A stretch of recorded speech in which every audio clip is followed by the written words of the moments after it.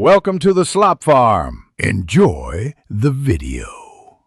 In this video, I will explain how to use Zwift on Apple TV. First, ensure your Apple TV is a 4th-generation model or newer, as older versions lack the necessary processing power and Bluetooth capabilities.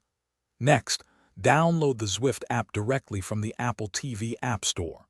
Finally, connect your Apple TV to a large display, like a television, for an immersive and engaging virtual cycling experience. This foundational setup is crucial for a smooth start.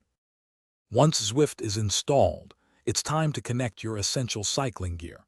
Navigate to the pairing screen within the app. Here, you'll link your smart trainer or power meter using Bluetooth. This connection transmits your power output and cadence directly to Zwift. Don't forget to also pair your heart rate monitor for comprehensive data. A stable connection is crucial for an accurate and enjoyable virtual ride, so double-check all pairings before you begin. With your devices connected, you're ready to ride. From the Zwift home screen, you can choose your adventure. Explore diverse virtual worlds like Watopia or London, selecting routes that suit your mood. If you prefer a structured approach, pick from hundreds of workouts designed by professional coaches. You can also join group rides or races for a social and competitive edge. Remember to calibrate your trainer regularly for the most accurate power readings.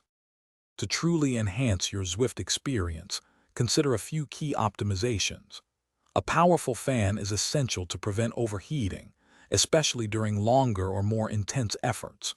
Always have a water bottle within easy reach to stay hydrated.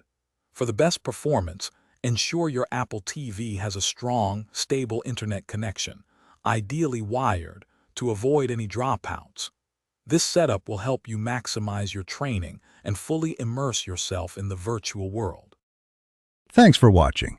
Consider subscribing if we helped you today.